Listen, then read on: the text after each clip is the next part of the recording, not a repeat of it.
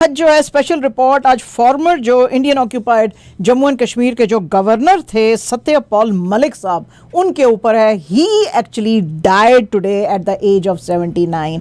और ये बहुत ही अजीब बात है, इसलिए कि एग्जैक्टली ऑन अगस्त 5 जो है वो 2019 में, जिस वक्त Indian occupied Jammu and Kashmir का जो आर्टिकल 370 रिवोक किया था, उस वक्त ये गवर्नर थे यहाँ पे।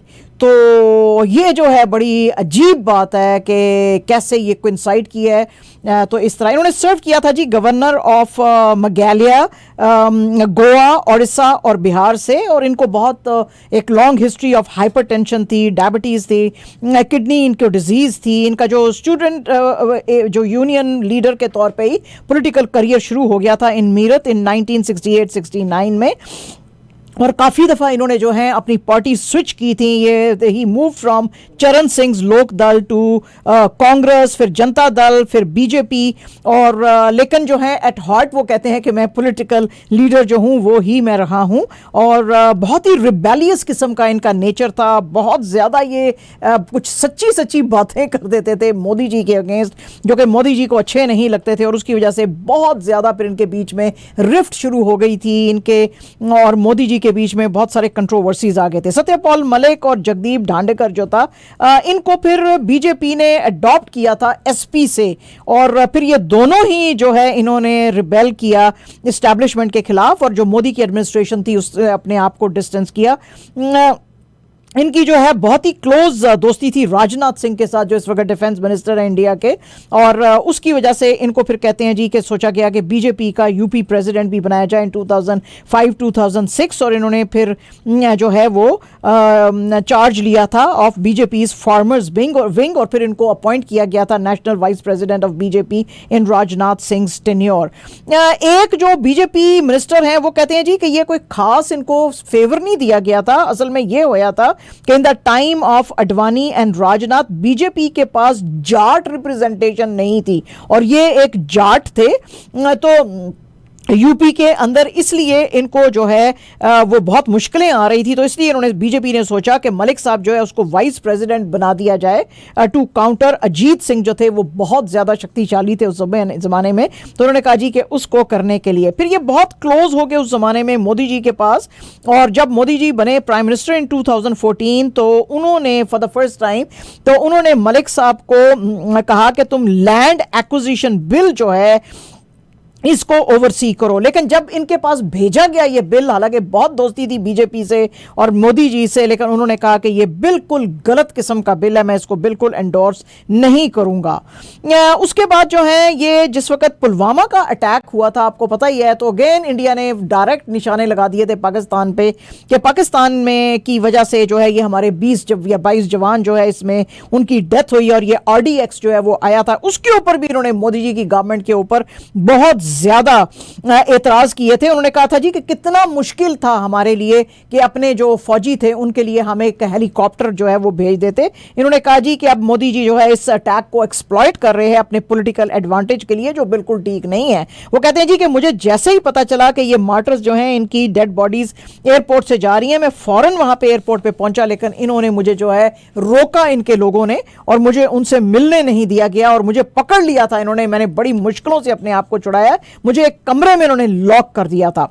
इसके बाद इन्होंने मोदी जी के बारे में कहा कि मैं जब गवर्नर था बहुत सारे मैंने इनको फोन कॉल्स किए थे, और मोदी जी जो हैं वो फिल्मिंग कर रहे थे at Jim Corbett National Park में। और इनके ये सारे एलिगेशंस थे ज़ाहिर है, जो कि ये डिफरेंट इंटरव्यूज में बोलते थे, खासतौर पे जो करण थापर के साथ जो तो वायर में इंटरव्यूज होते थे बहुत सारे। एक तो बल्कि इंटरव्यू जो था वायर को रिमूव करना पड़ा था क्योंकि वो बहुत ज्यादा एक्सप्लोसिव था, और उसकी वजह से वायर को शट डाउन भी किया गया था। तो आई एम श्योर कि उनको बोला गया होगा कि अगर आप चाहते हैं आपका वायर हम खोल दें फिर से, तो आप ये इंटरव्यू रिमूव करें। And that's exactly what happened. वो उन्होंने सत्यपाल मलिक साहब का इंटरव्यू रिमूव किया, तो उसके बाद जो है वायर जो है वो वापस आ गया था। तो ये मोदी जी के ऊपर बहुत ज्यादा उनके क्रिटिक थे। वो कहते हैं जी मैं इनको कॉल करता रहता था और ये बात जो है वो मानते नहीं थे। वो कहते हैं जी मैं बहुत दफा इनसे पुलवामा के वक्त मैं इनसे बात करने की कोशिश कर रहा था और वो कहते हैं जी मैं इनको बताता था कि ये जो अटैक हुआ है पुलवामा का, इसके अंदर गवर्नमेंट का अपना ओवरसाइट जो है वो शामिल है। वो कहते हैं जी कि जब मैंने मोदी जी को बताया तो मोदी जी ने मुझे कहा कि तुम बिल्कुल खामोश रहो और खबरदार तुमने इस किस्से को जो है डिस्कस किया। ये सारे के सारे जो चीजें हैं, ये जो इनके इंटरव्यूज हैं उनसे मैंने लिए हैं। तो ये इट्स नॉट कि हम कोई क्रिएट कर रहे हैं कोई चीज, ये these are all Satyapal Malik's interviews जिसमें कि उन्होंने ये बातें जो हैं वो कही थी। इसके बाद वो कहते हैं जी कि नेशनल सिक्योरिटी एडवाइजर जो अजीत डोवाल साहब थे, जो मेरे साथ पढ़ते रहे हैं, जो मेरे दोस्त थे, उन्होंने भी मुझे कहा कि तुम बिल्कुल खामोश हो जाओ। और ये सारी बातें जो थी इन्होंने अर्लियर की जर्नलिस्ट करण थापर के साथ ही द वायर के लिए 2023 के अंदर। फिर वो कहते हैं जी जब मैं मेघालय का गवर्नर था तो मुझे 2 फाइल्स दी गई जो कि इनको जम्मू एंड कश्मीर के अंदर, और उसमें से एक जो थी अंबानी से रिलेटेड थी और दूसरी जो थी सीनियर आरएसएस फंक्शनरी की थी।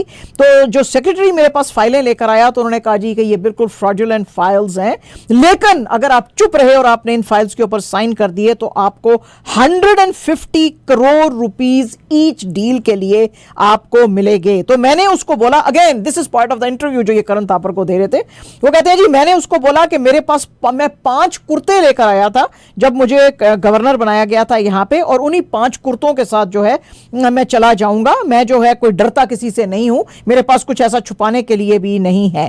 तो इनकी ये जो स्पीच थी उसने बहुत ज्यादा जो है कंट्रोवर्सी क्रिएट कर दी थी। फिर सीबीआई ने इसके ऊपर जो है एक इंक्वायरी बिठाई थी। गोवा के अंदर भी इन्होंने एक्यूज किया था सावंत गवर्नमेंट को ऑफ वाइड स्प्रेड करप्शन, और उन्होंने कहा जी कि ये सारे के सारे करप्शन के जो केसेस थे मैं हाईलाइट करता था, इनको मना करता था, क्योंकि मैं जो है लोटिया का बेटा हूं, यानी कि मैं बहुत ही स्ट्रांग जाट हूं, तो मैं तो ये करप्शन बर्दाश्त नहीं कर सकता था। और मैंने ये सारे के सारे स्कैम्स जो थे मोदी जी को भी बताए थे, खासतौर पे ये जो door to door ration distribution जो है उसके लिए जो है वो बताया इनको, लेकिन मोदी जी ने उसके ऊपर कोई एक्शन नहीं लिया। तो इन्होंने करण थापर को इंटरव्यू देते हुए उस वक्त कहा कि आपने अगर मोदी जी को रिमूव ना किया, एंड दिस वाज 2024 में, तो ये जो है बिल्कुल डिस्ट्रॉय कर देंगे फार्मिंग और फार्मर्स को, और उनकी लैंड्स जो है वो लोग अपनी अबंडन करके चले जाएंगे, क्योंकि ये खुद भी फार्मर थे। तो वो कहते हैं जी कि मोदी जी का मेन मकसद है कि ये फार्मर्स अपनी लैंड छोड़ दे और ये सारे की सारी जो जमीन है ये फिर जो बड़े बड़े इनके दोस्त है कॉर्पोरेट्स उनको ये दे दें, और फिर मुल्क में से बिल्कुल फार्मिंग जो है उसको एलिमिनेट कर ले। इसके साथ साथ उन्होंने कहा जी बड़े एलिगेशंस और भी लगाए। उन्होंने कहा जी ये जो अग्निवीर स्कीम इन्होंने हमारे जो है आर्म फोर्सेस के लिए लगाई है just to undermine their role, ये भी बहुत खराब है। इन जनवरी 2022 इन्होंने बहुत ज्यादा मोदी जी को कंडेम किया था, उनकी जो स्पीच थी दादरी इन यूपी, और उसके बाद उन्होंने कहा जी कि जिस वक्त मैं मोदी जी को मिलने के लिए गया ताकि मैं डिस्कस कर सकूं फार्मर्स का जो प्रोटेस्ट चल रहा था, क्योंकि फार्मर्स के साथ मुझे लग रहा था कि कुछ अच्छा सलूक नहीं हो रहा, तो कहते हैं कि विद इन 5 मिनट्स हम दोनों का जो है बहुत ही हॉट आर्ग्यूमेंट जो है वो शुरू हो गया था। उन्होंने कहा जी कि मैंने ये, again this is part of the interview that he is giving to Karan Thapar, वो कहते हैं जी कि मैंने मोदी जी को बहुत ज्यादा एरोगेंट पाया और मैंने उनको बताया कि 500 जो फार्मर है उनकी डेथ हो चुकी है। तो मोदी जी ने बड़ा एरोगेंटली मुझे कहा कि क्या वो मेरे लिए मरे हैं। तो उसके बाद जो है गवर्नमेंट इनके साथ इतनी ज्यादा नाराज हो गई थी कि उन्होंने कहा जी कि अब मेरे ऊपर सीबीआई के लोग जो हैं ये वापस भेजना शुरू कर दिए हैं और मेरे खिलाफ फॉल्स चार्ज शीट्स जो हैं मेरे ऊपर डाल रहे हैं, तो मेरे घर पे आके तलाशी ले सकते हैं। मेरे पास तो खाली इनको 5 कुर्ते ही मिलेंगे। और उन्होंने कहा जी कि ये जो टेंडर था, फिर जब मैंने इसको कहा कि ये बहुत ज्यादा जो है ये इसमें करप्शन इन्वॉल्व है और मोदी जी को भी मैंने बताया, तो उन्होंने जी मेरा ट्रांसफर कर दिया। और फिर मुझे बाद में पता चला कि किसी और के सिग्नेचर से ये जो हाइड्रो इलेक्ट्रिक प्रोजेक्ट था किश्तवाड़ डिस्ट्रिक्ट ऑफ जम्मू में, उसको जो है पास किया गया। तो जब इनसे पूछा गया करण थापर ने कि किसने वो साइन किया, तो उसने कहा जी आप इसको तो छोड़ दो, रहने दो, बहरहाल मैंने नहीं ये किया है। तो वो कहते हैं जी कि ये इसकी जो एजेंसीज हैं वो गवर्नमेंट की फार्मर कम्युनिटीज के पीछे आती हैं और ये मुझे डराना चाहते हैं। मैं एक फार्मर का बेटा हूं और मैं डरता हूं, ना ही मैं मोदी जी के आगे झुकूंगा। इसके साथ साथ जो इनका जो इंटरव्यू शट डाउन कर दिया था द वायर का, उसके अंदर इन्होंने बहुत ही जो है इस तरह के वर्ड्स यूज़ किए थे कि ये जो है मोदी जी शेमलेस हैं और जो है कावर्ड हैं। तो जाहिर है कि फिर वो इंटरव्यू उन्होंने शट डाउन ही करना था, वो कर दिया था। तो बड़े इस तरह के मतलब है कि रिबेलियस नेचर के थे।